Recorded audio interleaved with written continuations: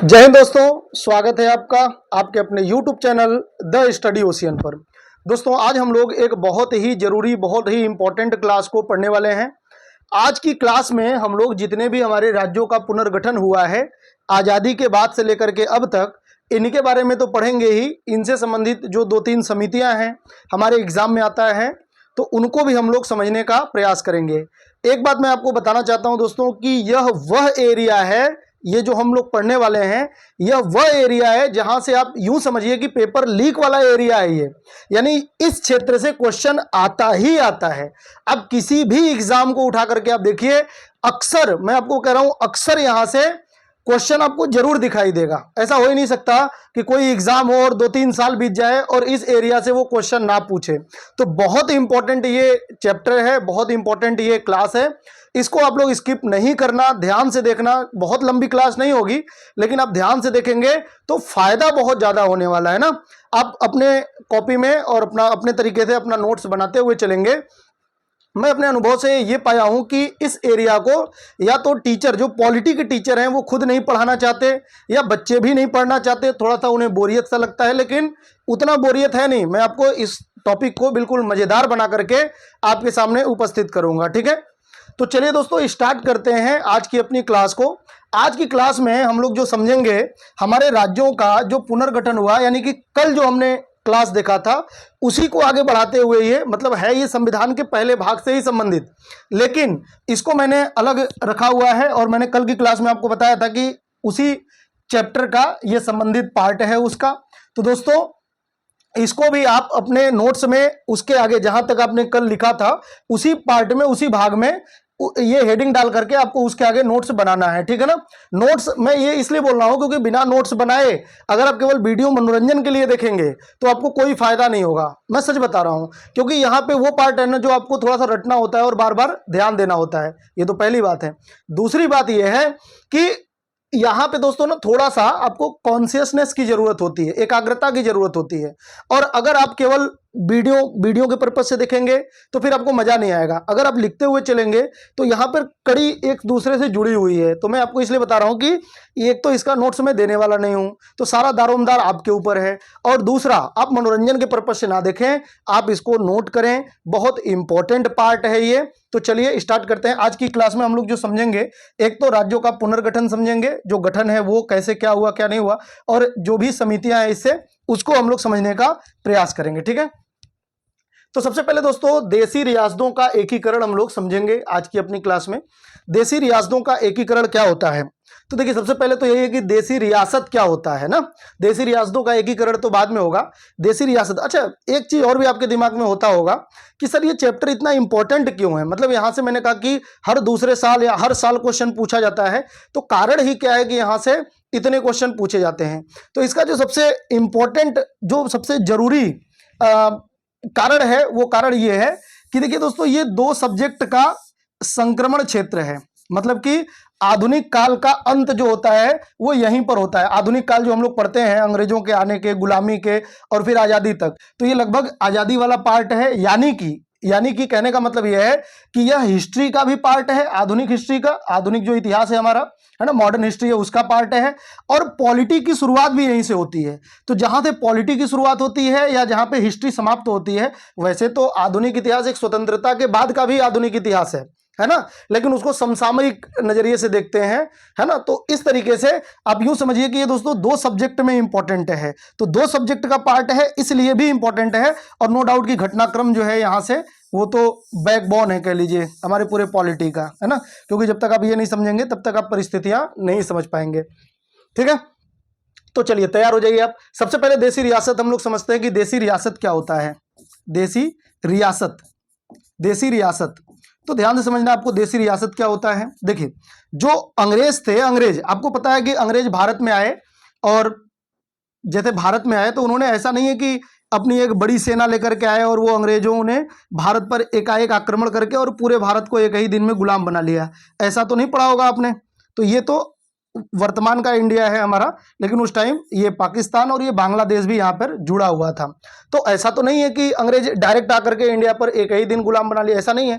उन्होंने क्या किया, धीरे धीरे एरिया को उन्होंने गुलाम बनाते बनाते बनाते बनाते इस पूरे क्षेत्र को गुलाम बना लिया। लेकिन कुछ स्टूडेंट को जो जानकारी नहीं होगी, मैं आपको वो बताता हूं, ध्यान से समझना कि जो अंग्रेज थे ना, ये मान लीजिए पूरा हमारे इंडिया का क्षेत्र है, पूरे हमारे टोटल इंडिया का क्षेत्र है।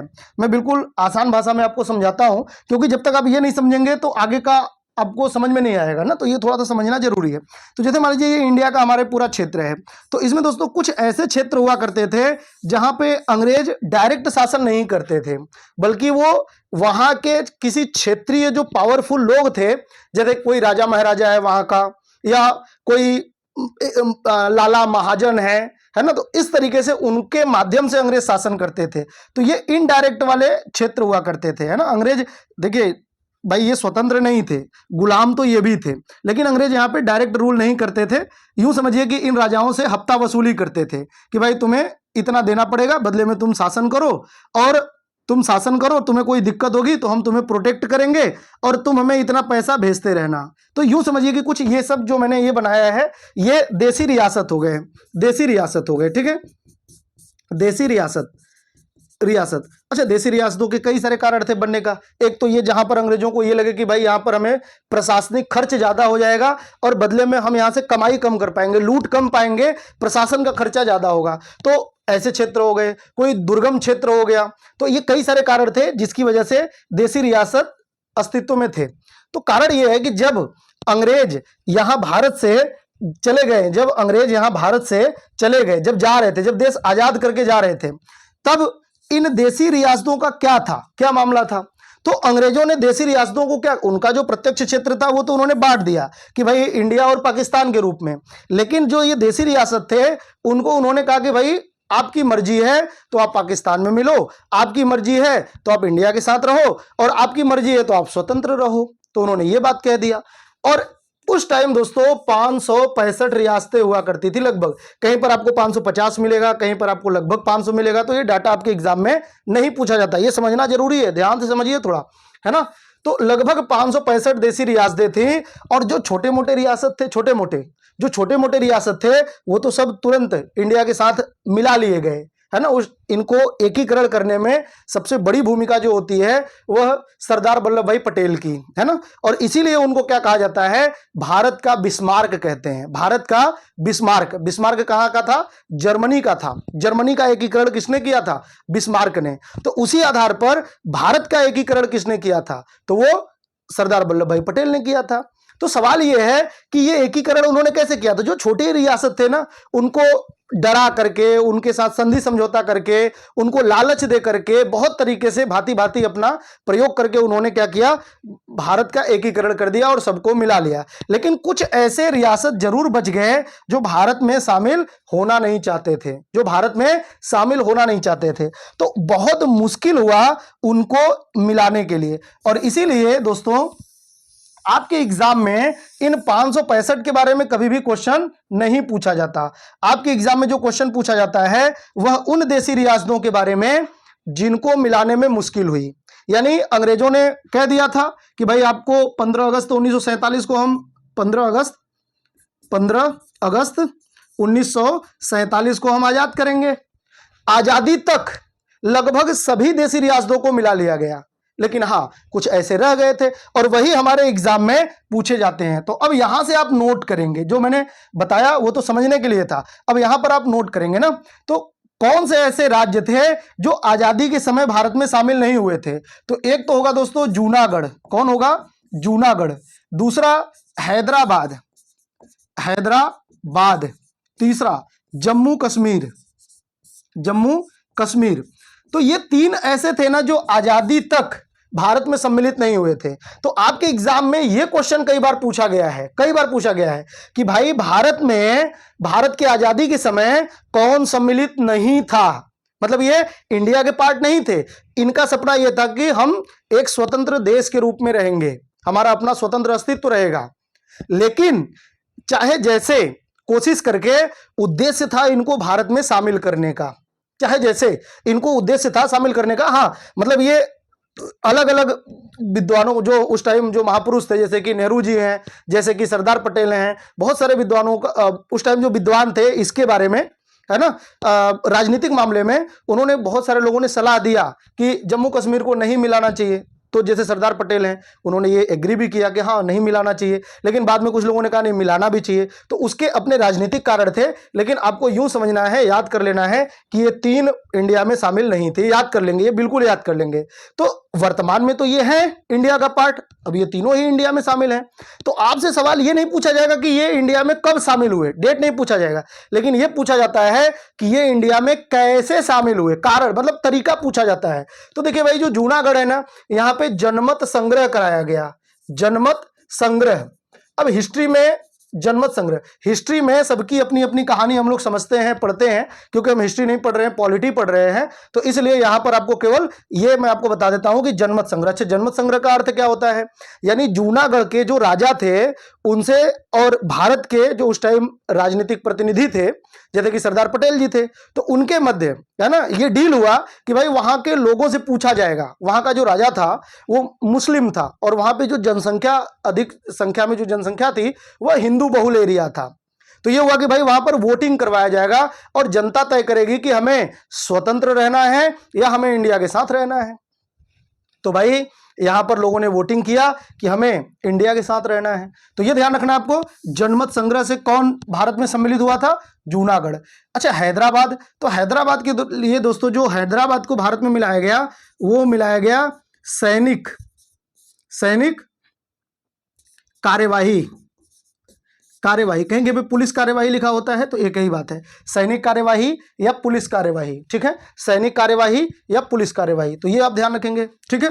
अच्छा, जो ऑपरेशन चलाया गया था उस ऑपरेशन का नाम था ऑपरेशन पोलो, ये भी आप याद रखेंगे, ऑपरेशन पोलो, ऑपरेशन पोलो। ठीक है, ऑपरेशन पोलो आप ध्यान रखेंगे। अच्छा, जम्मू कश्मीर को, तो जम्मू कश्मीर को दोस्तों क्या किया गया कि विलय पत्र पर हस्ताक्षर किया गया, और विलय पत्र पर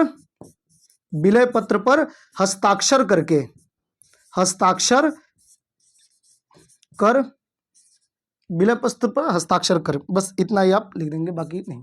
ठीक है, तो ये तीन तरीके हैं, और ये तीन देसी रियासत थे जो बड़े थे, जो कि भारत से अलग रहना चाहते थे। तो ये आपको ध्यान रखना है। ठीक है, तो जनमत संग्रह से जूनागढ़, सैनिक कार्यवाही, वहां का जो निजाम था वो भारत के साथ मिलना नहीं चाहता था, तो वहां पर ऑपरेशन पोलो चलाया गया, सेना का कार्यवाही किया गया, प्रत्यक्ष कार्यवाही किया गया, और फिर वो जो है वहां की सेना हार गई और हैदराबाद को भारत में सम्मिलित कर लिया गया। और दोस्तों जम्मू कश्मीर, तो जम्मू कश्मीर विलय पत्र पर वहां के जो राजा थे हरि सिंह, उन्होंने भारत के साथ साइन करके और विलय पत्र पर हस्ताक्षर करके जम्मू कश्मीर को भारत में मिला दिया था। अपने विवाद है वहां पे, राजनीतिक कारण है, तो पाकिस्तान भी एक फैक्टर था, तो इस वजह से यहाँ पर कुछ विवाद भी हुए, और जो कि आज तक कहीं ना कहीं उसका डायरेक्ट इनडायरेक्ट प्रभाव तो ही है।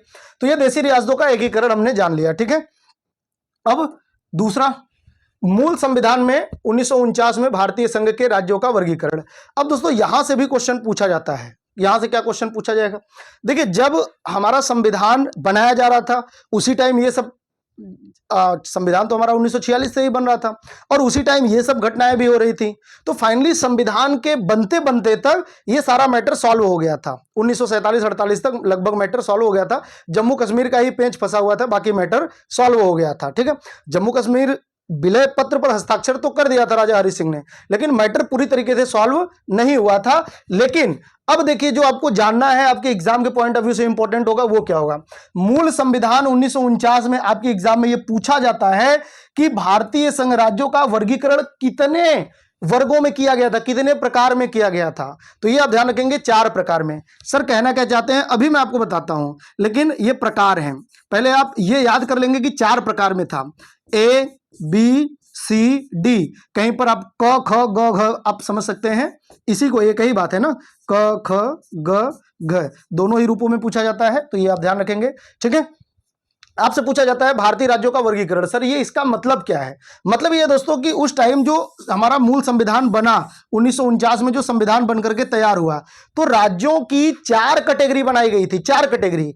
एक वो राज्य थे जो उस टाइम बिल्कुल व्यवस्थित तरीके से भारत में मिल चुके थे, भारत के पार्ट थे वो, है ना। तो जो कि जैसे यूपी है, जैसे कि बिहार है, जैसे कि मध्य प्रांत था, मध्य प्रदेश था उस टाइम, उसका नाम मध्य प्रांत था। तो ये सब क कैटेगरी के राज्य थे, जहां पर शांति था, जहां पर लोग बहुत उत्साहित थे। तो इस तरीके से जैसे कि यूपी, और जो यूपी के स्टूडेंट हैं वो ध्यान रखेंगे कि किस कैटेगरी में थे, तो कैटेगरी ए में था। जो यूपी राज्य था वो कैटेगरी ए में था।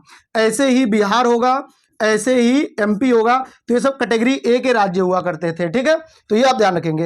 अच्छा, कैटेगरी बी में कौन था? तो जो बड़े देशी रियासत थे, यही सब जो शामिल नहीं हो रहे थे, या जो बड़े देशी रियासत थे, जिनको लेकर के बड़ा डाउट था कि यहाँ पर शांति बहाली कैसे होगी, यहाँ के लोगों को संतुष्ट कैसे किया जाएगा 100%।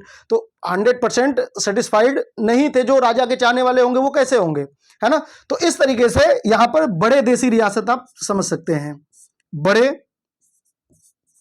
देशी रियासत, बड़े देशी रियासत, ठीक है। और ग में कौन थे? तो ग में दोस्तों जो छोटे देशी रियासत थे ना, छोटे देशी रियासत क्या मतलब जो गवर्नर जनरल का जहां पे एक तरीके से विशेष क्षेत्र था, है ना। छोटे देशी रियासत नहीं कहना चाहिए, गवर्नर का विशेष क्षेत्र, गवर्नर जनरल का विशेष क्षेत्र। तो ये विशेष क्षेत्र है गवर्नर जनरल का। जैसे आज के यूटी समझ लीजिए, उस टाइप कुछ एरिया ऐसे भी हुआ करते थे जो विशेष थे गवर्नर जनरल का, है ना, ऑफिस वगैरह हुआ करता था, तो विशेष क्षेत्र हो गया। और जो चौथी कैटेगरी में थे, इसमें एक ही था जो बाद में भारत में सम्मिलित होगा, या जो अंग्रेजों का पार्ट नहीं था उसको उन्होंने कैटेगरी बनाया था चौथी कैटेगरी में। जैसे आपको पता है अंडमान निकोबार, अंडमान निकोबार को अंग्रेजों से द्वितीय विश्व युद्ध में अंग्रेजों से जापान ने छीन लिया था, और बाद में इसको क्या किया गया कि जो नेताजी सुभाष चंद्र बोस थे, जापानियों ने उनको गिफ्ट कर दिया था।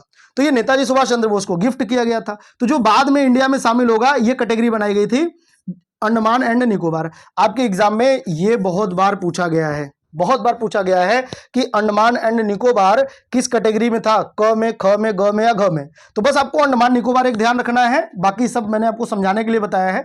बस अंडमान निकोबार आपको ध्यान रखना है। और आप जिस राज्य के हैं, जैसे आप यूपी, बिहार, एमपी, ओडिशा, ये सब जो क्षेत्र थे वो कैटेगरी ए में थे। तो आप यूपी पूछ सकता है आपसे कैटेगरी ए में। अच्छा, ऐसे क्वेश्चन आते हैं ना, तो स्टूडेंट को समझ में नहीं आता कि ये पूछ क्या रहा है, या क्वेश्चन ही क्या है, इसका मतलब ही नहीं समझ आ रहा है। लेकिन अब आप एज इट इज ऐसे नोट्स बनाते हुए चलेंगे, अब आपको इसमें प्रॉब्लम नहीं होने वाली। देखिए, ये केवल एक बार आपने समझ लिया, इसमें क्या कोई रॉकेट साइंस में बता रहा हूं, बिल्कुल नहीं। एक बार केवल आपको समझ में आ जाए कि मामला क्या है, तो आप इजीली क्वेश्चन कर लेंगे, ठीक है। तो उत्तर प्रदेश हो गया, बिहार हो गया, एमपी हो गया, ये ऐसे राज्य थे जो और भी थे इसमें, है ना, जो कैटेगरी ए में थे या क में थे, ठीक है। और अंडमान निकोबार भी आपसे पूछ सकता है जो कैटेगरी घ में था। तो ये आपको ध्यान रखना है, ठीक है। अब दोस्तों देखिए, एक चीज है कि बहुत सारी समितियां या आयोग बनाए, बहुत सारी नहीं है, मतलब 2-3 है जो हमारे एग्जाम में पूछा जाता है। तो ये इसका क्या मामला है, ये क्वेश्चन भी कई बार पूछा जाता है। तो इसका मामला बिल्कुल आप ध्यान से समझिए। जब नेता लोग अंग्रेजों से संघर्ष कर रहे थे अपनी स्वतंत्रता के लिए, तो वो आम नागरिकों से मिलते थे। तो आम नागरिकों से उन्होंने वादा किया था। वादा क्या किया था? उन्होंने ये वादा किया था कि जब भी हमारा देश आजाद होगा, स्वतंत्र होगा, तो हम भाषाई आधार पे राज्यों का गठन करेंगे। किस आधार पे? भाषाई आधार पे। यानी कि एक, जैसे इंडिया में इतने तरह की भाषा है ना, तो हम भाषा के आधार पे राज्यों का गठन करेंगे। एक राज्य एक भाषा की तरह बात उन्होंने किया था। लेकिन ध्यान रखेंगे आप कि जब देश आजाद हुआ 1947 में, 15 अगस्त 1947 में जब देश हमारा आजाद हुआ, स्वतंत्र हुआ, तो ये जो नेता लोग थे ये डरे हुए थे। अब सवाल ये कि सर डरे हुए क्यों थे? क्योंकि देश का विभाजन हो गया था। भारत अकेले आजाद नहीं था, भारत में सांप्रदायिक दंगा हुआ था और धर्म के आधार पर भारत का विभाजन हुआ, तो भारत और पाकिस्तान 2 देश बन गए। अब सवाल ये था कि भाई भाषा के आधार पर राज्यों का गठन करेंगे तो लोगों के अंदर भाषाई कट्टरता आ सकता है, और इसकी वजह से क्या होगा कि आपस में दूरी बनेगी और लोग आपस में ही झगड़ा करने लगेंगे। जैसे मान लीजिए कि कोई अवधी बोली का है, कोई भोजपुरी बोली का है ना, कोई बुंदेली बोली का है, कोई खड़ी बोली का है, कोई उड़िया बोली का, उड़िया भाषा का है।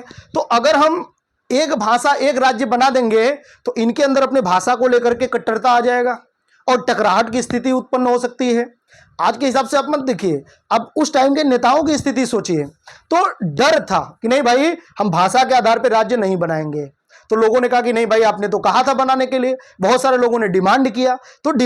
तो इसके लिए दोस्तों ध्यान रखना है, एक आयोग बनाया गया, ठीक है, एक आयोग बनाया गया जिसका नाम क्या था? आयोग का नाम था दोस्तों एसके धर आयोग। और ये बहुत इंपॉर्टेंट है, ये 3 आयोग हैं जो आपको रट लेना चाहिए। पहला है एसके धर आयोग, एसके धर आयोग, ठीक है, एसके धर इसके अध्यक्ष थे, इसी नाम पर यह बन गया। इसमें कितने लोग थे क्या थे ये आपको नहीं याद करना है। अच्छा, इसका गठन कब हुआ? जून 1948। आपसे केवल ईयर पूछा जाएगा, ये आपको ध्यान रखना है। जून 1948 में इसका गठन हो गया इस आयोग का। इनका काम क्या था? इनका काम केवल यह चेक करना था कि क्या इंडिया में, भारत में भाषा के आधार पर राज्यों का गठन किया जाए क्या। भाई राज्य तो आप बनाएंगे ना, तो राज्यों को बनाने के क्रम में राज्यों को कैसे बांटा जाए, राज्यों को कैसे बनाया जाए। जैसे इंडिया है, अब इंडिया में राज्य तो बनाएंगे ही आप, तो राज्यों को बनाने के लिए क्या पैरामीटर होना चाहिए, मामला ये था, ठीक है ना, क्या पैमाना होना चाहिए। तो एसके धर को पूछा गया कि आप एक बात बताइए कि क्या भाषा के आधार पर राज्यों का गठन किया जा सकता है क्या। तो एसके धर आयोग ने जो रिपोर्ट दिया संविधान सभा को, इन्होंने क्या रिपोर्ट दिया? इन्होंने कहा नहीं।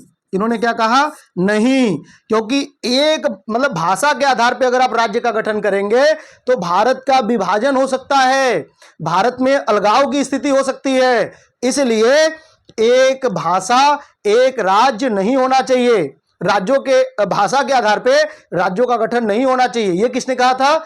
एसके धर आयोग ने, ठीक है। इन्होंने अपना रिपोर्ट कब दिया था? 1948 में ही, दिसंबर 1948 में ही इन्होंने रिपोर्ट दे दिया। तो गठन पूछा जाए या इनका रिपोर्ट पूछा जाए 1948, आप केवल ईयर ध्यान रखेंगे ना, महीना इंपॉर्टेंट नहीं है, ईयर ध्यान रखेंगे। 1948 में गठित हुआ, 1948 में इसने रिपोर्ट दिया। और रिपोर्ट क्या दिया था? इसने कहा था नहीं नहीं नहीं। क्लियर है? इन्होंने नहीं कर दिया, तो ये आपको ध्यान रखना है। फिर क्या हुआ दोस्तों?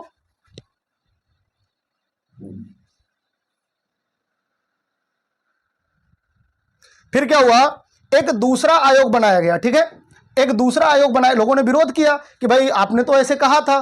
तो फिर एक दूसरा आयोग बनाया गया और जिसका नाम था जेवीपी समिति, कमेटी कहते हैं, जेवीपी समिति, ठीक है, जेवीपी समिति गठित की गई। अच्छा, ये कब गठित की गई? तो ये दिसंबर 1948 में एसके धर का जब रिपोर्ट आया उसी टाइम। तो आप ईयर 1948 ध्यान रखेंगे। लेकिन इसने अपना जो रिपोर्ट दिया अप्रैल 1949 में। और बहुत सारे स्टूडेंट इसीलिए कंफ्यूज रहते हैं, ये एग्जाम में पूछा जाता है। तो जैसे पूछा जाएगा कि जेवीपी कमेटी कब गठित की गई थी, तो 1948 में। इसने अपना रिपोर्ट कब दिया? 1949 में। लेकिन स्टूडेंट को कंफ्यूजन होता है, सर आपने तो 48 बताया था, सर आपने तो 49 बताया था। तो भाई दोनों डेट याद रखेंगे, आप दोनों ईयर ध्यान रखेंगे, है ना, 48 भी ध्यान रखेंगे और 49 भी ध्यान रखेंगे। 48 में गठित हुई थी और 49 में इसने अपना रिपोर्ट दिया। और इसने क्या कहा कि क्या भाषाई आधार पे राज्यों का गठन किया जाए या नहीं? तो इसने भी कहा नहीं। इसने भी क्या कहा? नहीं। क्यों नहीं? क्योंकि देश का विभाजन हो जाएगा। और इसीलिए फिर फाइनली 1948 में इन्हें 1949 में रिपोर्ट दिया और इसीलिए फिर 1949 में 4 कैटेगरी के राज्य बना दिए गए और भाषाई आधार पे राज्यों का गठन नहीं किया गया। लेकिन जब संविधान लागू हुआ उसके बाद हमारे देश में विद्रोह, दक्षिण भारत के जो क्षेत्र थे जहां पे भाषा को लेकर के लोग बहुत ज्यादा अलग, मतलब एक तरीके से जुड़े हुए थे, या उन्हें ये लगता था कि भाई हमें हमारी भाषा के लोगों का एक अलग राज्य होना चाहिए, उन्होंने विरोध करना स्टार्ट कर दिया जेवीपी कमेटी का। अच्छा, एक चीज और है, जेवीपी कमेटी में एक चीज और आपसे पूछा जाता है कि इसमें कितने लोग शामिल थे। तो इसमें दोस्तों 3 लोग शामिल थे। कितने लोग शामिल थे? 3 लोग शामिल थे। और ये 3 लोग आप ध्यान रखेंगे, नाम पूछा जाएगा आपसे। सबसे पहले तो जवाहरलाल नेहरू, तो ये नेहरू जी थे। दूसरा वल्लभ भाई पटेल, सरदार वल्लभ भाई पटेल। और तीसरे थे दोस्तों पट्टाभी सीतारमैया। कौन थे? पट्टाभी सीतारमैया। अगर आपने हिस्ट्री पढ़ा हो तो ये वही व्यक्ति हैं जो 1939 में कांग्रेस का चुनाव लड़े थे। त्रिपुरी जो कांग्रेस का जो वो हुआ था, कांग्रेस अध्यक्ष का जो चुनाव हुआ था 1939 में, तो नेताजी सुभाष चंद्र बोस के खिलाफ इन्होंने चुनाव लड़ा था कांग्रेस का, और ये चुनाव हार गए थे। और इनके हार पर महात्मा गांधी ने क्या कहा था? महात्मा गांधी ने कहा था ये मेरा व्यक्तिगत हार है। तो दोस्तों जब देश आजाद हुआ ना, तो इन्हें ही अध्यक्ष बनाया गया, फिर इन्हें ही। तो यह भी पूछा जाता है कि जब देश आजाद हुआ उसके बाद कांग्रेस की पहली मीटिंग हुई तो उसमें अध्यक्ष किसे बनाया गया? तो पट्टाभी सीतारमैया। और यही कारण है कि कांग्रेस का महत्व भी बना रहे, इसलिए कांग्रेस के अध्यक्ष को इस समिति में गठित मतलब शामिल किया गया। तो 3 लोग हैं। अच्छा, ये जो नाम है ना जेवीपी, यही तीनों लोगों के नाम का पहला अक्षर है। जैसे जे से जवाहरलाल नेहरू, वी से वल्लभ भाई पटेल और पी से पट्टाभी सीतारमैया। तो पट्टाभी सीतारमैया जो हैं ये कांग्रेस के अध्यक्ष थे उस टाइम, और इसलिए इनको भी शामिल किया गया। तो एक तो जेवीपी कमेटी में सदस्य पूछा जाएगा 3, और दूसरा दोस्तों ध्यान रखना है, दूसरा इसमें पूछा जाता है कि कौन शामिल नहीं था। तो 3 नाम ये हो जाएगा, 1 नाम बाहर का दे देगा। अब आपको लगता होगा कि सर ये पहचानना तो मैं तो पहचान ही लूंगा, यहाँ पे पहले अक्षर का है, तो ऐसा नहीं है। इसमें जो नाम देता है ना, वो भी मैंने देखा है ऐसा कि आयोग जो नाम देता है ना, या बोर्ड जो नाम देता है, वो भी इन्हीं अक्षरों से शामिल होता है ना, मतलब वो होता है, मिलता जुलता होता है, ताकि आप जब तक नाम नहीं पता होगा तब तक आप ये कर नहीं पाएंगे। हाँ, अगर आपकी किस्मत अच्छी रही तो वो यही बिल्कुल नाम दे देगा आपसे, ठीक है। तो ये 3 लोग शामिल थे। अच्छा, इन्होंने क्या कहा? इन्होंने भी कहा नहीं भाई, भाषा के आधार पे राज्यों का गठन नहीं होना चाहिए। तो एसके धर 1948, उन्होंने भी मना कर दिया। जेवीपी कमेटी 1948, इसने रिपोर्ट दिया 1949, इसने भी कहा नहीं, भाषा के आधार पे राज्यों का गठन नहीं होना चाहिए। फिर क्या हुआ? फिर दोस्तों लोगों का विरोध शुरू हो गया, और जब लोगों का विरोध शुरू हुआ तब क्या हुआ? जब लोगों का विरोध शुरू हुआ तो अब ध्यान से समझना है कि विरोध का स्तर इस लेवल पे चला गया कि एक व्यक्ति थे दक्षिण भारत में, जो दक्षिण भारत का एरिया है ना, जो प्रायद्वीपीय भारत का क्षेत्र है हमारा, इस तरीके से जो दक्षिण भारत का क्षेत्र था, तो उस टाइम तमिलनाडु और ये आंध्र प्रदेश का क्षेत्र एक ही हुआ करता था, और इस पूरे को मद्रास कहते थे। क्या कहते थे? मद्रास कहते थे दोस्तों, मद्रास। इस पूरे क्षेत्र को मद्रास कहते थे, पूरे क्षेत्र को मद्रास कहते थे। और इसमें 2 भाषा के लोग थे, 2 भाषा के लोग थे। एक तो जो मद्रासी बोलते थे, यानी तमिल बोलते थे, मद्रासी या तमिल कह लीजिए। तो एक तो तमिल भाषी लोग थे, तमिल, और दूसरे तेलुगु भाषी लोग थे, तेलुगु भाषी लोग थे। तो 2 भाषा को बोलने वाले लोग थे, तमिल और तेलुगु। अब जो तेलुगु के लोग थे ना, वो यहाँ पर एक ही राज्य के अंतर्गत रहते हुए उन्हें लगता था कि यार ये तो मद्रासी बोलते हैं, तमिलों को मद्रासी बोला जाता है, तो मद्रासी भाषा वालों का ही राज्य है, हम लोग तो यहाँ पर गैर, एक तरीके से बाहरी फील कर रहे हैं। और इसलिए जो तेलुगु लोग थे, जो तेलुगु भाषा के लोग थे यहाँ पर इस राज्य में, उनकी बहुलता इस क्षेत्र में उत्तर मतलब ऊपर की ओर ज्यादा थी। तो इन्होंने कहा कि भाई हमें तमिलों के साथ नहीं रहना है, हमें एक अलग राज्य चाहिए, और भाषा के आधार पे चाहिए। जहां तक तेलुगुओं की बहुलता है वहां पर हमें क्षेत्र अलग करके काट करके हमें एक अलग राज्य दे दीजिए। और इस बात को लेकर के नेहरू जी ने इनको खारिज कर दिया, क्योंकि जेवीपी की रिपोर्ट क्या आई थी कि नहीं भाई, भाषा के आधार पर राज्य नहीं बनेंगे। तो हुआ ये कि तेलुगु भाषा के ही एक दोस्तों व्यक्ति थे जिनका नाम था श्रीरामुलु पोट्टी, श्रीरामुलु पोट्टी इनका नाम था। और इन्होंने क्या किया? इन्होंने आमरण अनशन स्टार्ट कर दिया कि जब तक भाषा के आधार पे हमें अलग नहीं किया जाएगा तमिलनाडु से, तब तक भैया हम हटेंगे नहीं यहां से, चाहे भले ही मर जाएं। और इन्होंने खाना पीना छोड़ दिया। और हुआ ये कि दोस्तों इनकी मृत्यु हो गई, और सरकार के द्वारा कोई एक्शन नहीं लिया गया। जब इनकी मृत्यु हो गई तो तेलुगु भाषी लोग और भी ज्यादा उग्र हो गए, और जब और भी ज्यादा उग्र हो गए तो फाइनली जो नेहरू जी थे वो थोड़ा फ्लेक्सिबल हुए, और उन्होंने क्या किया 1953 में, ध्यान से सुनना, अब ये ईयर बहुत इंपॉर्टेंट है, बहुत ही ज्यादा मोस्ट इंपॉर्टेंट है। 1953 में ही क्या हुआ, इन्होंने सबसे पहले भाषा के आधार पर, और किस भाषा के आधार पे? तेलुगु भाषा। तो भाषा के आधार पर इन्होंने एक राज्य गठित किया। कौन सा राज्य? आंध्र प्रदेश। आंध्र प्रदेश। अच्छा, यह भी पूछा जाता है कि आंध्र प्रदेश का गठन किस नेता के प्रयास से हुआ?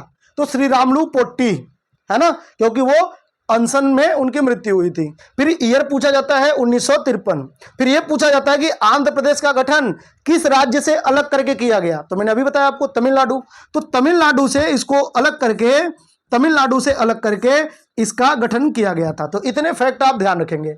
और जब आप मुझे एक बात बताइए, जब आपने भाषा के आधार पे आप मना कर रहे हो, लेकिन वहां पे आमरण अनशन करके किसी व्यक्ति की मृत्यु हो गई, मृत्यु के बाद वहां के लोग और उग्र हो गए, और दोस्तों बहुत भयंकर, बहुत उग्र आंदोलन था। कई सारे जो रेलवे स्टेशन वगैरह थे वो सब जला दिए गए थे।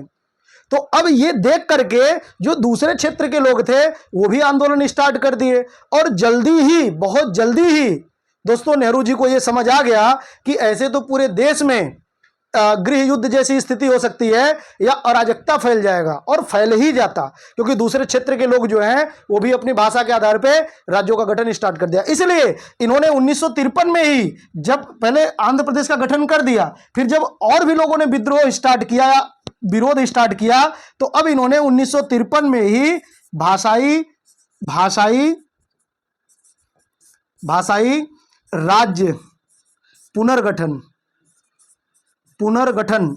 अब देखिए ये पुनर्गठन है क्योंकि गठित 1949 में हो चुका था। तो भाषाई राज्य पुनर्गठन आयोग गठित किया। तो आपसे पूछा जाता है भाषाई राज्य पुनर्गठन आयोग, या कभी कभी भाषाई शब्द नहीं लिखा होता, केवल यह पूछा जाता है कि राज्य पुनर्गठन आयोग कब गठित हुआ था? तो राज्य पुनर्गठन आयोग 1953 में गठित हुआ था। 1953 में जब आंध्र प्रदेश का गठन हो चुका था, पहले कई बार सीक्वेंस सजाने के लिए आता है, तो आंध्र प्रदेश का गठन पहले होगा और जो भाषाई राज्य पुनर्गठन आयोग होगा इसका गठन बाद में होगा। तो जब भाषाई राज्य पुनर्गठन आयोग हो गया, इसको केवल राज्य पुनर्गठन आयोग कहते हैं। तो जब इसका गठन हो गया 1953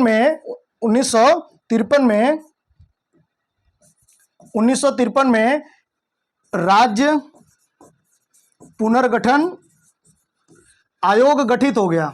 तो इसने अपनी रिपोर्ट कब दी? तो दोस्तों इसने बहुत लंबा समय लिया कि क्या भाषा के आधार पे राज्यों का गठन किया जाना चाहिए, और गठन किया जाना चाहिए तो किस आधार पे, किस बेस पे, कैसे, मतलब क्या केवल भाषा ही आधार होना चाहिए या उसके साथ और भी कुछ होना चाहिए? तो फाइनली इसने जो रिपोर्ट दिया, ये ईयर भी आपके एग्जाम में पूछा जाता है, और ये ईयर है 1955। 1955 में इस आयोग ने अपना रिपोर्ट दे दिया, और ये मोस्ट इंपॉर्टेंट है, रिपोर्ट दिया, ऐसे आप लिख लेंगे। जब इसने अपना रिपोर्ट दे दिया, और इसने क्या कहा था? इसने कहा हाँ भाषा के आधार पर राज्यों का गठन कर लो। तो इसने कहा भाषा के आधार पर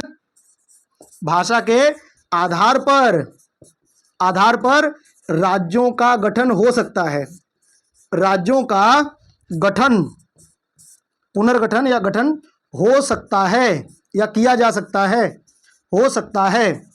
लेकिन ध्यान रखना है, एक भाषा एक राज्य नहीं होगा, है ना, एक भाषा एक राज्य नहीं होगा। जहां पर हमें यह समझ आएगा कि भाई इस क्षेत्र में अलगाववाद की स्थिति उत्पन्न हो सकती है, तो हम उनको अलाउ नहीं करेंगे। और इसीलिए दोस्तों, इसीलिए क्या किया गया, देखिए उस टाइम तो भाई संवैधानिक रूप से 22 भाषा जैसे आज है, तो ये भाषा तो उस टाइम भी था ना, तो 22 भाषा तो था ही, लेकिन क्या 22 राज्य बनाए गए थे? नहीं। राज्य कितने थे? 14 राज्य ही बनाए गए थे इस आधार पे। तो 14 राज्य और 6 केंद्र शासित प्रदेश इसके बाद बनाया गया। तो मैं उसके पहले कुछ और बताता हूं कि ये जो राज्य पुनर्गठन आयोग बना था, इसके बारे में कुछ फैक्ट आप ध्यान रखेंगे। ये जो राज्य पुनर्गठन आयोग है ना, जो राज्य पुनर्गठन आयोग है, इसकी स्थापना पूछेगा तो 1953, और इसने रिपोर्ट कब दिया? 1955। लेकिन इसके बारे में कुछ फैक्ट बताता हूं। इसके अध्यक्ष कौन थे? अध्यक्ष पूछा जाता है, तो इसके अध्यक्ष थे फजल अली। कौन थे दोस्तों? फजल अली थे, फजल अली। और इसीलिए इसको फजल अली आयोग भी कहते हैं। इसीलिए इसको क्या कहते हैं? फजल अली आयोग भी कहते हैं, आयोग भी कहते हैं, क्योंकि फजल अली जो थे इसके अध्यक्ष थे। ये बात समझ आ गई। इसमें दोस्तों कुल 3 मेंबर थे। इसमें कितने मेंबर थे? 3 मेंबर थे। तो 3 मेंबर में तीन सदस्य थे, और ये 3 सदस्य में एक तो फजल अली हो गए, फजल अली हो गए, लेकिन दो और कौन थे? तो एक तो फजल अली आप लिख लेंगे, मैं यहाँ पे लिख देता हूँ फजल अली, एक तो फजल अली हैं जो अध्यक्ष हैं, लेकिन दो और लोग कौन हैं? तो एक दोस्तों थे जो प्रसिद्ध इतिहासकार थे के एम पाड़िक्कर, और ये मोस्ट इंपॉर्टेंट नाम है के एम पाड़िक्कर, ठीक है। और जो तीसरे थे हृदयनाथ कुंजरू, हृदयनाथ कुंजरू कुंजरू। तो ये दोस्तों तीन लोगों का नाम आप ध्यान रखेंगे, जो कि भाषाई आधार पे जो राज्य पुनर्गठन आयोग बनाया गया था उसके 3 मेंबर थे, जिसमें फजल अली अध्यक्ष थे। तो नाम बहुत इंपॉर्टेंट है, आप बिल्कुल ध्यान रखेंगे। क्लियर है? ठीक है। अब क्या किया गया? अब दोस्तों ये किया गया,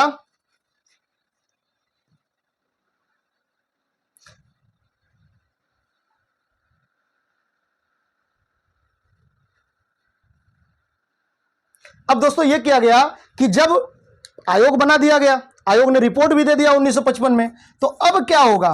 1955 में रिपोर्ट आ गया, तो अब हुआ ये कि भाषा के आधार पर राज्यों का पुनर्गठन किया गया। और क्या किया गया? संविधान में 7वां संविधान संशोधन किया गया 1956। और इसके अलावा एक आयोग, एक कानून भी बनाया गया, राज्य पुनर्गठन अधिनियम पास किया गया। क्या किया गया?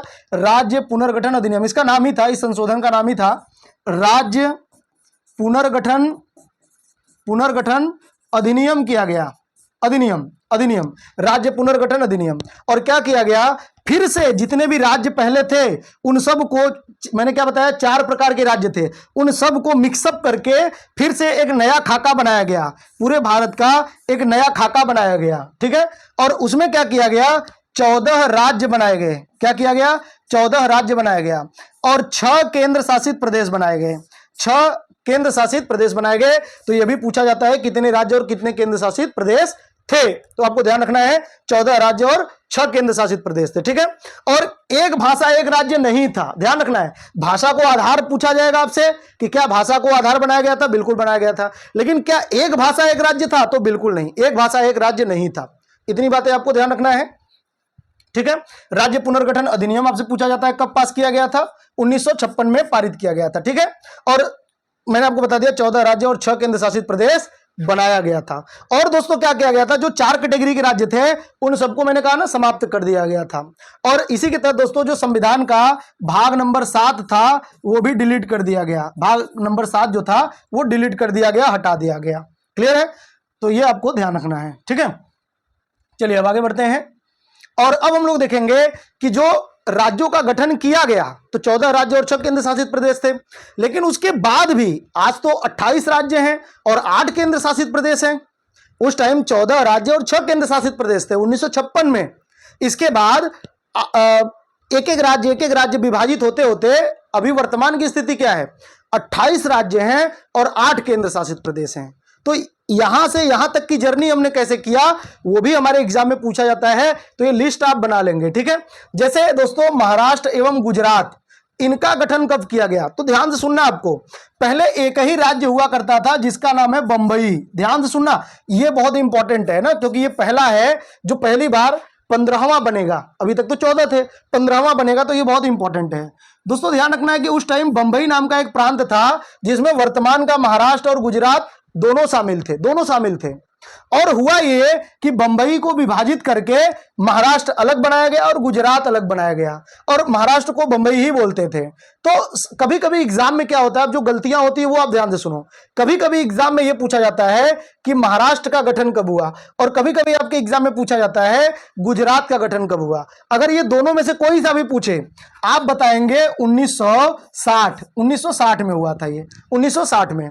लेकिन ज्यादा सही जो जवाब है इसका वो गुजरात ही हुआ था दोस्तों, क्योंकि बंबई तो महाराष्ट्र था ही, लेकिन एग्जाम में मैंने देखा है कि महाराष्ट्र का पुनर्गठन भी पूछ लिया जाता है या गठन पूछ लिया जाएगा। तो 1960 बताएंगे आप, ठीक है, 1960 बताएंगे, ठीक है।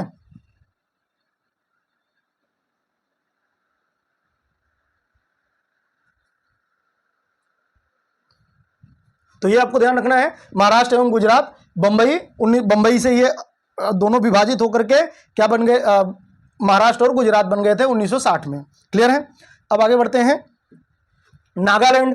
नागालैंड दोस्तों इसके बाद अगला है, यानी कि 16वें नंबर का है। तो आपसे अब ये नंबर नहीं पूछा जाएगा एग्जाम में, आपको ये रटना भी नहीं है, केवल ये पहला है महाराष्ट्र और गुजरात 1960, तो ये आपको ध्यान रखना है। नागालैंड 1 दिसंबर 1963 है, 1963 पूर्वोत्तर राज्यों में से ही तोड़ करके अलग बना दिया गया, तो नागालैंड है ना, यहाँ पे उपद्रव चल ही रहा था, 1963 में इसका गठन हुआ, याद कर लेंगे तो ज्यादा बेटर है। हरियाणा, हरियाणा दोस्तों 1966 में आप ध्यान रखेंगे, हरियाणा 1966 में। और इसी टाइम चंडीगढ़ भी था, तो पंजाब पहले वो पूरा पंजाब ही था, पंजाब से हरियाणा अलग किया गया और पंजाब से ही चंडीगढ़ क्षेत्र को भी अलग मान लिया गया, एक यूटी बना दिया गया, केंद्र शासित प्रदेश बना दिया गया। तो 1966 में ही हरियाणा भी है और 1966 में ही जो चंडीगढ़ है वो भी है, तो ये भी आपको ध्यान रखना है, 1966 हरियाणा, ठीक है। हिमाचल प्रदेश दोस्तों 1971 में इसका गठन हुआ, 1971 में। अच्छा, इसके पहले ये यूटी था, इसके पहले ये यूटी था और अब ये क्या हो गया है, अब ये राज्य हो गया 1971 में, तो ये आपको ध्यान रखना है। फिर दोस्तों मणिपुर, ठीक है, मणिपुर, मणिपुर दोस्तों 1972 है और त्रिपुरा भी 1972 है और मेघालय भी 1972 है। और ये एग्जाम में आपके कई बार पूछा जाता है, ये 1972 वाले राज्य बहुत इंपॉर्टेंट है, पूछे जाते हैं, तो आपको ध्यान रखना है 1972 वाले जो राज्य हैं वो पूछे जाते हैं एग्जाम में, तो मैंने देखा है, तो ये आप ध्यान रख लेंगे। ट्रिक मैं बताता हूं, मन में त्रिपुरा याद कर लेंगे आप, मन में त्रिपुरा, मन में त्रिपुरा 1972 आप याद कर लेंगे, तो मन से हो जाएगा मणिपुर, में से हो जाएगा मेघालय और त्रिपुरा, मन में त्रिपुरा 1972, मन में त्रिपुरा 1972, है ना। ऐसा कोई सिचुएशन क्रिएट कर सकते हैं, जैसे क्या कोई घटना अगर आपको जोड़ना हो, जैसे ऐसे याद कर सकते हैं कि 1971 में भारत पाकिस्तान का युद्ध हुआ था, पता ही है आपको, 1971 में भारत पाकिस्तान का युद्ध हुआ था और उस टाइम जो पूर्वी पाकिस्तान था, जो वर्तमान का बांग्लादेश है, वो पाकिस्तान से अलग हुआ था। तो वहां पर जो लोग थे वो भाग भाग करके भारत की ओर आ रहे थे, और भारत की ओर आएंगे तो सबसे पहले वो किस राज्य में आएंगे, तो त्रिपुरा तो 3 तरफ से बांग्लादेश से घिरा हुआ है, तो सबके मन में त्रिपुरा ही था कि चलो भाई त्रिपुरा की ओर भागो, तो मन में त्रिपुरा ऐसे घटना, आप ये मैं आपको याद करने के लिए बता रहा हूं, तो इस तरीके से आप जोड़ करके याद कर सकते हैं। मन में त्रिपुरा 1972, क्योंकि 71 है, युद्ध से आप याद कर लेंगे 1972, क्लियर है। तो मन में त्रिपुरा 1972, क्लियर है। आगे बढ़ते हैं, और ये पूछा जाता है आपके एग्जाम में, कई बार पूछा गया है, ठीक है। फिर सिक्किम, सिक्किम दोस्तों बहुत इंपॉर्टेंट है, और ये किसी राज्य को तोड़ करके नहीं बनाया गया, बल्कि क्या हुआ, बाहर का कोई एक पड़ोसी देश था वो भारत में सम्मिलित हो गया, वहां की जनता ने डिमांड किया राजा से और उन्होंने भारत के साथ विलय करके सम्मिलित कर दिया भारत में, ठीक है। तो सिक्किम ये 1975 में भारत में सम्मिलित हुआ और 1975 में ही भारत का राज्य बना दिया गया, तो ये आपको ध्यान रखना है। इसीलिए सिक्किम का ये भी पूछा जाता है कि नंबर क्या है, अगर इसके पहले का अगर आप सबका नंबर काउंटिंग करेंगे, जो भी मैंने बताया है सबका नंबर काउंटिंग करेंगे 14 के बाद, तो ये दोस्तों बैठेगा जो सिक्किम जो है ये 22वें नंबर का है, और बाकी सबका नंबर आपको नहीं याद करना है।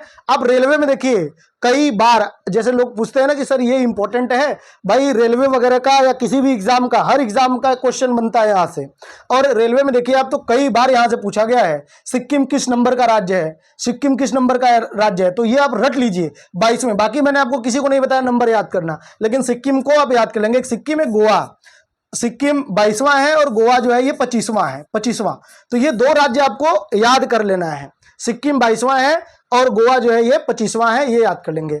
मिजोरम दोस्तों, जो मिजोरम है ये 1987 है, जो अरुणाचल है ये भी 1987 है, जो गोवा है ये भी 1987 है, ठीक है। 1987 में 3 राज्य हैं, ये भी आप याद कर सकते हैं। तो ये कैसे याद करेंगे 1987, तो 1987 गोवा बहुत इंपॉर्टेंट है, गोवा बहुत इंपॉर्टेंट है, 1987 आपको रटना पड़ेगा, मोस्ट इंपॉर्टेंट है। लेकिन इसी के साथ 2 और भी गोवा से जोड़ करके याद कर सकते हैं, याद कर लेंगे जितना ज्यादा ये याद रहेगा, क्योंकि एग्जाम में, हर एग्जाम में पूछा जाता है।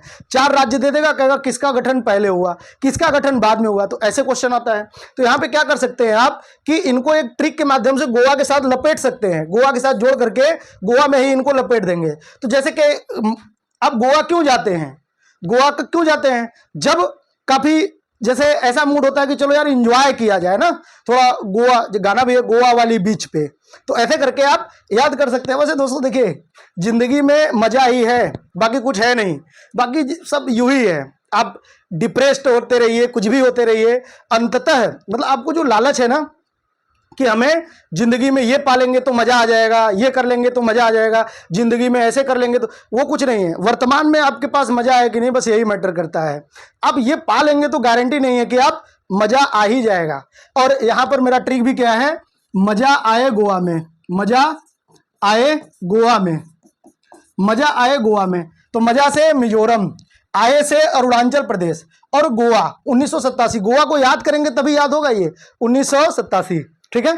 फिर देखिए इन तीनों को आप एक साथ याद रखेंगे, इन तीनों को क्या करेंगे, एक साथ याद रखेंगे, इन तीनों को ही, इन तीनों को एक साथ याद रखेंगे। तो सन 2000 में ये भी है, सन 2000 में ये भी है, और सन 2000 में ये भी है, ठीक है। बिहार से झारखंड, ये भी आप ध्यान रखेंगे किससे कौन अलग हुआ था। तो बिहार से झारखंड अलग हुआ था, बाकी सबका नहीं पूछा जाएगा आपसे कि कौन किससे अलग हुआ था, लेकिन इन तीनों का पूछा जाता है, ठीक है। गोवा जो है ये 25वां है, तो ये आप ध्यान रखेंगे, गोवा 25वां 1987, ठीक है। जो झारखंड है ये बिहार से अलग हुआ था, जो उत्तराखंड है ये यूपी से अलग हुआ था, और जो छत्तीसगढ़ है ये मध्य प्रदेश से अलग हुआ था। तो ये भी आप याद रखेंगे, मध्य प्रदेश से छत्तीसगढ़, उत्तर प्रदेश से उत्तराखंड, और बिहार से झारखंड। तो ये आपको ध्यान रखना है, ठीक है। और सन 2000 में तीनों, लेकिन आपके एग्जाम में यहां डेट भी पूछा जाता है, डेट। बाकी अभी मैंने किसी का डेट नहीं बताया आपको, लेकिन इन तीनों राज्यों का आपको डेट भी याद करना है। तो डेट, ईयर तो आपको पता ही है, सन 2000। अब 1 नवंबर है ना, तो 1 नवंबर ध्यान रखेंगे, 1 नवंबर, 1 नवंबर, फिर 9 नवंबर, 9 नवंबर, और फिर 15 नवंबर। 1 नवंबर, 9 नवंबर और 15 नवंबर, 1 नवंबर, 9 नवंबर और 15 नवंबर, 1 नवंबर, 9 नवंबर, 15 नवंबर, इस तरीके से याद करेंगे, याद हो जाएगा। और ये सन 2000 में, ठीक है। तो ये इन तीनों को आपको एक साथ याद कर लेना है, ठीक है। आगे बढ़ते हैं। अच्छा, इनका ट्रिक भी आप अगर चाहें तो किसी भी तरीके से याद कर सकते हैं।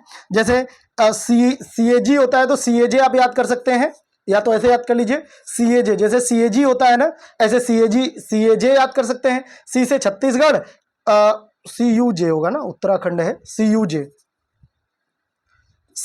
ठीक है। तो जैसे C से छत्तीसगढ़, U से उत्तराखंड, और J से झारखंड। या तो हिंदी में छौझा याद कर लीजिए, छौझा याद कर लीजिए, छत्तीसगढ़ होगा ये, छौझा। तो 6 से छत्तीसगढ़, उसे उत्तरा, जैसे भी, क्योंकि इनका सीक्वेंस भी पूछा जाता है। देखिए सन 2000 है ये तो पता है, 1 नवंबर, 9 नवंबर और 15 नवंबर है, ये भी पूछा, ये भी याद हो जाएगा, लेकिन इनमें सीक्वेंस गड़बड़ हो जाता है। तो इनको आपको बिल्कुल सीक्वेंस में याद करना पड़ेगा, नहीं तो ये भूल जाएंगे एग्जाम में कि कौन 15 नवंबर है, कौन 9 नवंबर है, कौन 1 नवंबर है। तो छौझा करके याद कर सकते हैं, जो भी आप अपने तरीके से ट्रिक बना लीजिए याद करने के लिए, लेकिन जरूरी है। फिर दोस्तों तेलंगाना है जो सबसे नया राज्य है, सबसे नया राज्य है ना, बाकी जो नए हैं वो तो यूटी है। अभी जो सबसे नया राज्य है, लेटेस्ट आखिरी वाला, ये यही तेलंगाना है, ठीक है। और तेलंगाना ध्यान रखना है 29वां राज्य है नंबर में, 29वां राज्य। भले ही वर्तमान में 28 राज्य हैं, लेकिन तेलंगाना का जब गठन हुआ था तो ये भारत का 29वां राज्य बना था। स्टेटमेंट के रूप में ये पीसीएस में पूछा जा चुका क्वेश्चन है, और कोई जरूरी नहीं है कि आपसे SI में न पूछा जाए या दूसरे एग्जाम में न पूछा जाए, पटवारी में न पूछा जाए, ऐसा नहीं है, पूछा जा सकता है ना। तो बिल्कुल आप ध्यान रखेंगे कि तेलंगाना, क्योंकि अंतिम है तो पहला और अंतिम बहुत इंपॉर्टेंट होता है। तो तेलंगाना 29वां राज्य था जब गठित हुआ था, लेकिन वर्तमान में कुल 28 राज्य हैं, लेकिन ये जब बना था तो 29वां। और दोस्तों ये 2 जून सन 2014 को गठित हुआ था, इतना भी आपको पता होना चाहिए, ठीक है। और ये किससे अलग हुआ था, आंध्र प्रदेश से, ठीक है। अब देखिए कुछ ऐसे राज्य हैं ना या क्षेत्र हैं जिनका नाम बाद में परिवर्तित होकर के कुछ और हो गया। तो जैसे 24 जनवरी 1950, तो ये संयुक्त प्रांत, इसका नाम बदल करके उत्तर प्रदेश हो गया। ये तो आपको पता ही होगा, उत्तर प्रदेश। और ये सबको पता होता है ना, दिक्कत ये नहीं है, दिक्कत ये डेट है, ईयर भी पता होता है, डेट आप ध्यान रखेंगे। 24 जनवरी 1950 संयुक्त प्रांत का नाम बदल करके उत्तर प्रदेश कर दिया गया। तो यूपी के जितने भी स्टूडेंट होंगे वो इंपॉर्टेंट होगा, ठीक है। 1956 में त्रावणकोर, ठीक है, त्रावणकोर का नाम बदल करके केरल कर दिया गया, केरल, ठीक है। 1969 में मद्रास का नाम बदल करके क्या कर दिया गया, तमिलनाडु। और रेलवे वालों के लिए बहुत इंपॉर्टेंट है, ये क्वेश्चन भी कई बार रेलवे में पूछा जा चुका है, ईयर भी ध्यान रखेंगे, नाम भी ध्यान रखेंगे। 1969 में मद्रास का नाम बदल करके तमिलनाडु कर दिया गया। 1973 में मैसूर का नाम बदल करके क्या कर दिया गया, कर्नाटक, कर्नाटक। तो कर्नाटक का पूर्व नाम क्या है? मैसूर। फिर 1973 में, बाकी सबका मत याद रखना लेकिन मद्रास का ध्यान रखना, ऐसे ही यूपी का ध्यान रखना, कुछ और राज्य हैं वो मैं बताऊंगा। जैसे 1973 में लक्षद्वीप, मिनिकॉय और अमीन दीवी, इनका नाम बदलकर इन सबका नाम एक ही में करके एक ही बना दिया गया, लक्षद्वीप, लक्षद्वीप। ठीक है, अब यहाँ पे जो मैं बता रहा हूँ वो ध्यान से सुनना। कई बार एग्जाम में लक्षद्वीप किसका पूर्व नाम था ये पूछा जा चुका है। तो लक्षद्वीप लक्षद्वीप का पुराना नाम है, ये आपको ध्यान रखना है। लक्षद्वीप ज्यादा इंपॉर्टेंट है और ये पूछा जा चुका है। 1992 में दोस्तों दिल्ली जो है ना, दिल्ली, इस दिल्ली का नाम अभी वर्तमान में दिल्ली नहीं है, कौन है? एनसीआर दिल्ली है, एनसीआर दिल्ली। और एनसीआर का मतलब क्या होता है? नेशनल कैपिटल रीजन, रीजन मतलब क्षेत्र होता है। राष्ट्रीय राजधानी क्षेत्र दिल्ली, इसका दिल्ली का पूरा नाम क्या है? राष्ट्रीय राजधानी क्षेत्र दिल्ली। तो ये कब किया गया? 1992 में, राष्ट्रीय राजधानी क्षेत्र दिल्ली। ठीक है, ध्यान रखेंगे आप। 2007 में उत्तरांचल का नाम बदल के उत्तराखंड किया गया, उत्तराखंड। तो ये ईयर भी इंपॉर्टेंट है, ध्यान रखेंगे आप, ये इंपॉर्टेंट है, उत्तरांचल का नाम बदल करके उत्तराखंड। 2006 में इंपॉर्टेंट है ये भी, अब ये तीनों ही इंपॉर्टेंट हैं लास्ट के। 2006 में पांडिचेरी, ये सीक्वेंस आगे पीछे हो गया है ना। पांडिचेरी पहले होना था क्योंकि ये 2006 का है, और उत्तरांचल 2007 में है तो इसको बाद में होना चाहिए था। तो ये मतलब आप देख लेंगे ना ये, लेकिन 2006 पांडिचेरी है। और पांडिचेरी का दोस्तों नाम बदल करके पुद्दुचेरी कर दिया गया, पुद्दुचेरी, पुद्दुचेरी। ठीक है, तो शुद्ध नाम इसका पुद्दुचेरी है और ये 2006 की बात है। और 2011 में ओडिशा, उड़ीसा का नाम बदल के क्या कर दिया गया? ओडिशा, ओडिशा कर दिया गया, ओडिशा। तो ये आपको बिल्कुल याद होना चाहिए, बिल्कुल पता होना चाहिए दोस्तों। ठीक है, तो उम्मीद करता हूं आज की ये क्लास आपके लिए काफी हेल्पफुल साबित होगी और आपको मजा भी आया होगा, बहुत कुछ एक्स्ट्रा ज्यादा सीखने को भी मिला होगा। इसी विश्वास के साथ दोस्तों कि यह क्लास आपको अच्छा लगा होगा और आप हमारे चैनल को सब्सक्राइब जरूर करेंगे, अपने दोस्तों के साथ शेयर भी करेंगे, वीडियो को लाइक करेंगे और अगर कोई सुझाव हो तो कमेंट भी करेंगे। ठीक है, तो मिलते हैं नेक्स्ट क्लास में, तब तक के लिए होगा नमस्कार, जय हिंद, जय भारत।